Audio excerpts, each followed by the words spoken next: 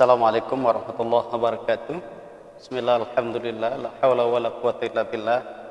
Allah Ta'ala fil Qur'anil Karim. A'udzu billahi minasyaitonir rajim.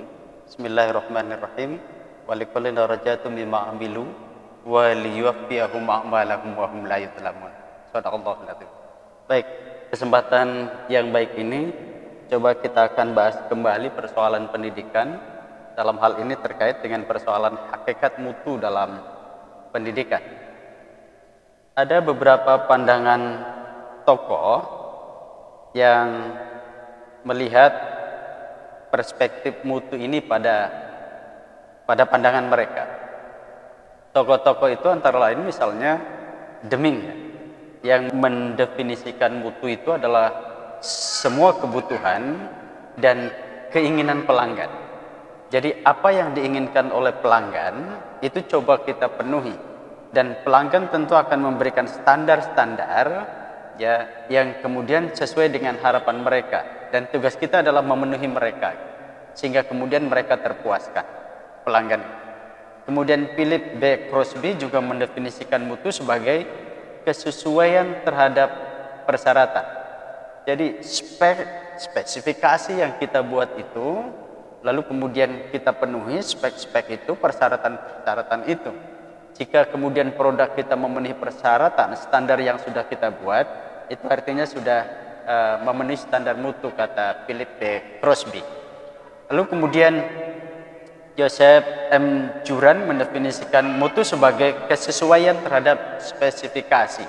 Tadi saya sampaikan ada spesifikasi yang dibuat, ada standar-standar yang dibuat. Jika kemudian apa yang kita buat dari produk itu kemudian sesuai dengan spek yang diharapkan, sesuai dengan standar yang diinginkan, maka itu juga masuk kategori mutu.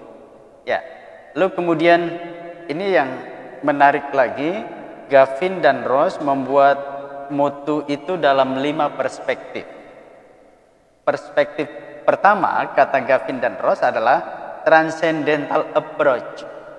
Pendekatan transenden, pendekatan keruhanian, pendekatan ketuhanan. Ada nilai teologis di situ ya. Jadi ketika kita melakukannya dengan standar-standar dan pendekatan-pendekatan transenden, pendekatan ketuhanan, kerohanian, saya kira kita tidak akan melakukan sesuatu hal yang dianggap melakukan pembodohan ya dalam tanda kutip kepada pelanggan kita. Kemudian yang kedua, product based approach. Ya, pendekatan data produk kita yang kita buat itu tentu tadi tidak hanya memperbanyak produk, tetapi juga sesuai dengan harapan dan keinginan masyarakat. Data itu kemudian kita inventarisir dan kita buat. Lalu user based approach. Nah, ini juga bagaimana kita pendekatan kepada pengguna, ya, pengguna jasa kita, pelanggan kita, sesuai dengan apa yang diharapkan oleh mereka. Value based approach. Jadi ada sistem nilai di situ, ada kualitas di situ, yang kemudian kita tidak hanya berorientasi pada membuat produk sebanyak-banyaknya, tetapi bagaimana kemudian nilai-nilai yang dianut juga itu bisa dipenuhi oleh kita. Dan yang kelima, perspektif kelima adalah manufacturing based approach. Jadi bagaimana perusahaan, bagaimana lembaga memproduk dari bahan yang tadi, bahan mentah yang belum jadi itu kemudian diproses menjadi bahan yang sesuai dengan harapan para pelanggan kita. Jadi outcome-nya itu kemudian menjadi sesuatu hal yang bisa dibanggakan melalui proses yang tadi itu, baik mesin maupun proses yang dilakukan oleh lembaga, misalnya dari input yang misalnya kurang bagus diproses kemudian menjadi output yang sangat luar biasa.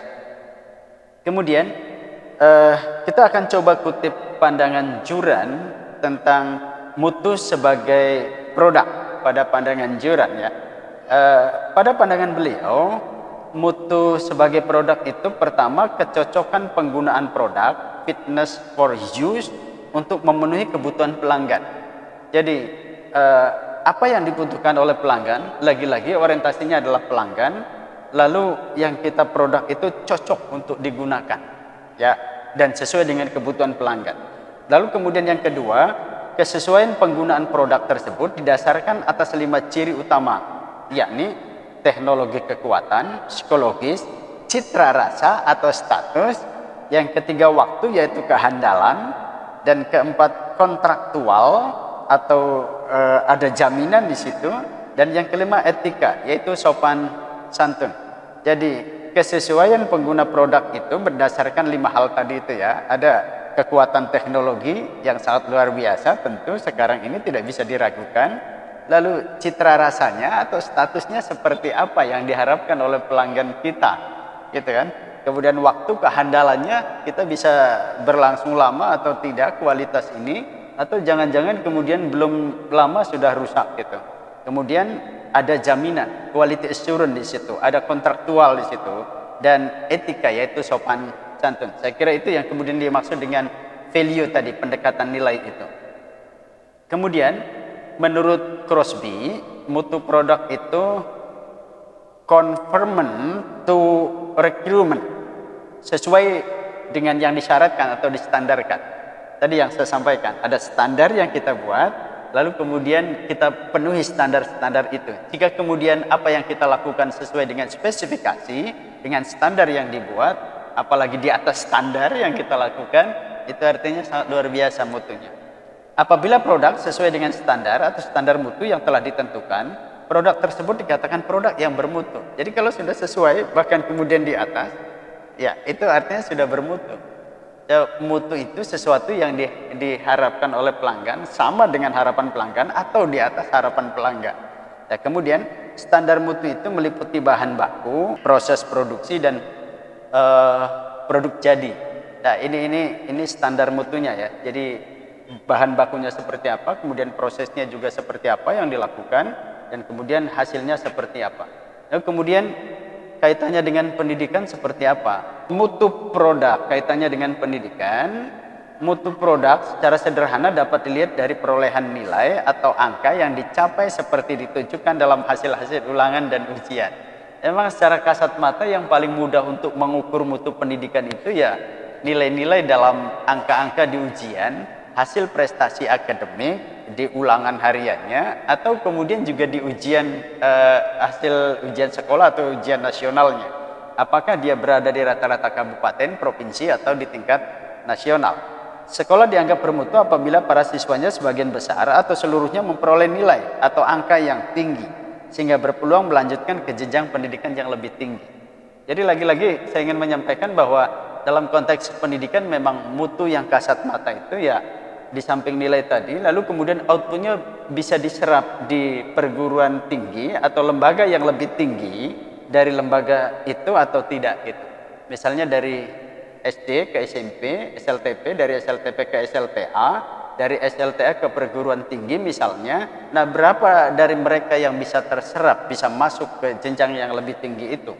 Nah, ini saya kira memang mutu produk dari pendidikan yang bisa diukur secara kasat mata. Lalu kemudian mutu pendidikan di sekolah itu seperti apa sih? Yang pertama tentu bisa dilihat dari potensi siswanya. Ya, yang masuk, yang bisa diserap di perguruan tinggi itu PS, potensi siswanya. Lalu kemudian yang kedua, mutu pengalaman belajar yang ditunjukkan oleh kemampuan profesional gurunya. Jadi guru yang tadi memproses input itu apakah kemudian dia sangat luar biasa atau tidak kemampuan profesionalisme gurunya. Lalu yang berikutnya, mutu penggunaan fasilitas belajar. Jadi fasilitas belajar yang ada itu apakah bisa digunakan secara optimal atau tidak, baik di bidang akademik maupun non-akademik.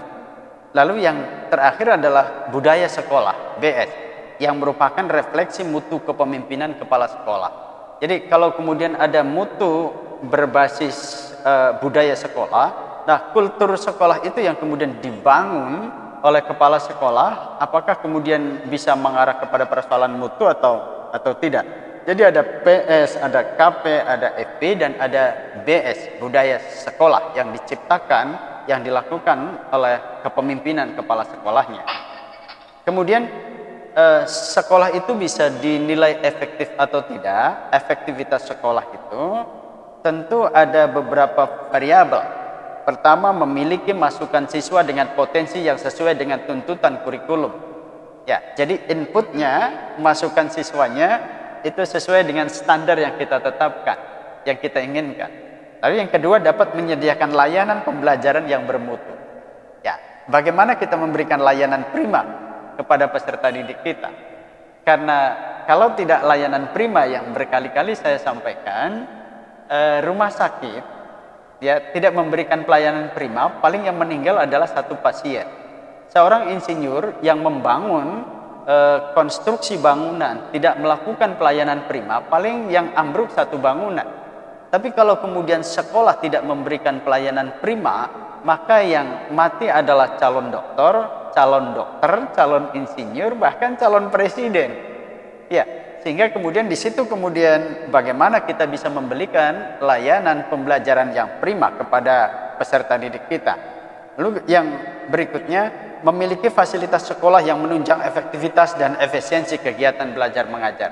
Ya, jadi sarana prasarana itu juga penting saya kira untuk bagaimana menunjang proses pembelajaran itu secara efektif. Lalu kemudian yang terakhir, memiliki kemampuan menciptakan budaya sekolah yang kondusif sebagai refleksi dari kinerja kepemimpinan profesional kepala sekolah. Jadi tadi tetap ada budaya sekolah di situ, iklim yang diciptakan oleh kepala sekolah untuk menciptakan kondisi yang sangat kondusif untuk proses pembelajaran bagi peserta didiknya. Lalu kemudian apa sih pentingnya mutu dalam pendidikan? Mutu pendidikan itu bisa dilihat dari dua perspektif yang berbeda. Pertama, manajemen operasional, dan yang kedua dari sisi marketing pemasaran. Operasional ini berfungsi meningkatkan daya saing satu produk yang dapat memberikan kepuasan pelanggan. Jadi bagaimana kita membuat budaya mutu dengan operasionalisasi di lembaga pendidikan itu dapat memberikan kepuasan kepada pelanggan.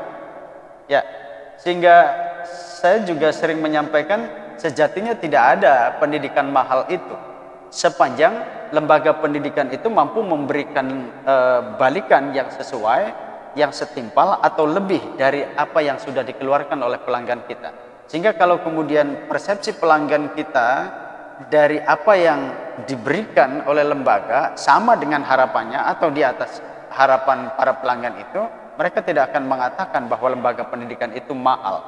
Ya, lalu tentu yang kedua, kita bisa memasarkan lembaga pendidikan itu, membuat market, peluang-peluang yang kemudian bisa diakses untuk masyarakat luas sehingga bisa mengenal lembaga kita. Ya, saya kira ini penting, dan di era digitalisasi sekarang ini menjadi sesuatu hal yang sangat urgen. Bagaimana kita memasarkan lembaga pendidikan ini melalui media-media sosial digital sekarang ini. Lalu kemudian prinsip mutu itu apa saja gitu.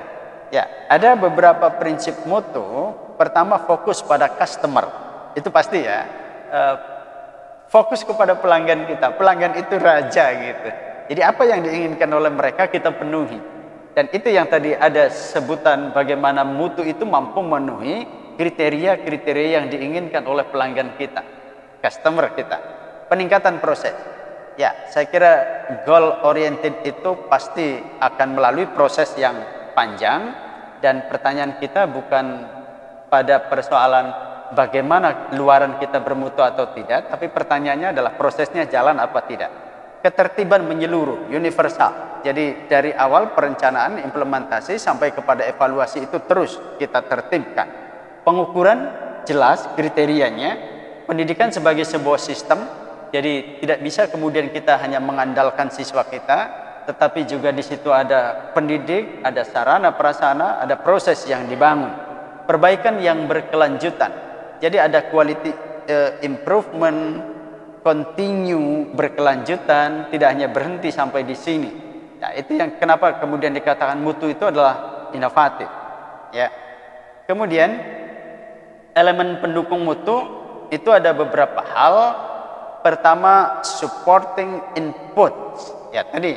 Jadi input kita disupport supaya kemudian kalau sekarang istilah pendidikan kita menggunakan PPDB sistem zonasi, kita tidak hanya mengandalkan anak-anak yang pandai inputnya, tetapi mohon maaf, mereka yang kurang dari sisi akademik juga itu harus kita proses, kita support dengan baik. Karena ternyata sekarang pakainya zona gitu ya. Nah, sekarang tantangan kita sekolah yang bagus itu tadi, mohon maaf, apakah bisa mengelola sampah dalam tanda kutip menjadi kompos yang bisa berguna. Jadi kalau misalnya dulu lembaga pendidikan yang bermutu ya, yang kemudian menjadi unggulan dengan input-input juga yang unggul, nah sekarang dengan sistem zonasi ditantang untuk itu. Ya, bagaimana kita bisa mensupport ya input kita menjadi sesuatu hal yang lebih berharga. Yang kedua, enabling condition, mampu menangkap kemungkinan kondisi ya, SDM-nya gitu kan, peluang sarana prasarananya dan lain-lain, itu juga bisa kemudian menjadi sesuatu hal yang bisa mendukung ya kemungkinan yang ada di lingkungan lembaga pendidikan itu. Dan kemudian yang ketiga, school climate, iklim yang diciptakan oleh kepala sekolah, iklim sekolah tadi, budaya sekolah tadi itu. Nah, lalu yang terakhir, teaching learning process. Ya, pembelajaran, proses belajar mengajar yang berorientasi pada proses itu, apakah kemudian bisa dilakukan dengan baik atau tidak. Karena lagi-lagi kita pernah melakukan input oriented dan makro oriented, itu dianggap tidak cocok, bahkan gagal ya. Tetapi kemudian kita menganut pandangan goal oriented yang berpacu atau bertumpu pada proses yang kita bangun. Saya kira ini beberapa hal yang terkait dengan persoalan mutu yang kemudian juga korelasinya dengan pendidikan.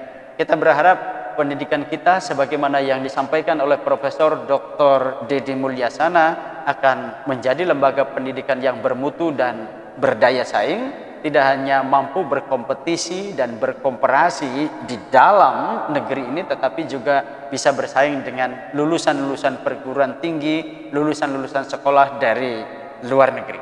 Terima kasih, mudah-mudahan ada manfaatnya. Assalamualaikum warahmatullahi wabarakatuh.